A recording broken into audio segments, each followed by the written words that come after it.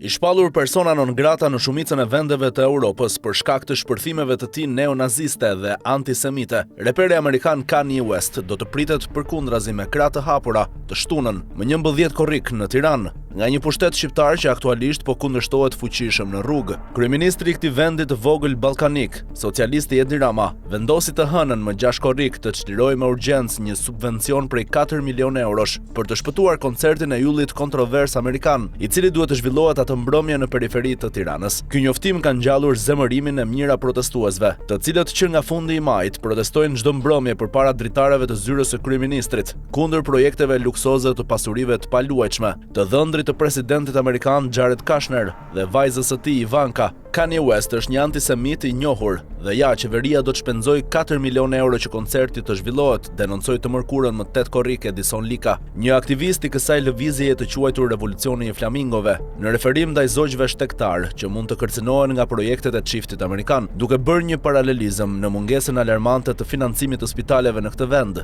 që renditet ndër më të varfrit në Evropë. Shumë protestues e shohin këtë koncert dhe këtë subvencion si një simbol të ri të mënyrës se si kryeministri, në pushtet që prej vitit 2013, po përvetëson të gjitha institucionet me synimin për t'i shërbyer imazhit të tij dhe interesave nga njëherë të dyshimta, duke argumentuar se koncerti përndryshe rrezikoi të anulohej. Drejtuesi shqiptar mbrojti idenë se ky subvencion ishte i nevojshëm për të mos vënë Shqipërinë në siklet, ndërkohë që 25.000 të huaj pritet të mbërrijnë në kryeqytet për të ndjekur koncertin dhe për të gjeneruar 100 milionë euro për sektorin e turizmit. I njohur gjithashtu me emrin Yi, reperi amerikan ka parë që shumica e koncerteve të tij në Europë të anulohen, pasi në vitin 2023 deklaroi se i adhuronte nazistët dhe publikoi një këngë me titull Heil Hitler në ditën e 80 vjetorit të humbjes së Gjermanisë gjatë luftës së dytë botërore, më 8 maj 2025. Edhe pse reperi në janar shprehu keqardhjen e tij të thellë për deklaratat antisemite, të cilat i atribuoi çrregullimit të tij bipolar, ai u detyrua të shtyjë koncertin e tij në qershor në Marseille dhe ju ndalua hyrja në territorin britanik në fillim të prillit. Megjithatë, ai arriti të performojë për 2 net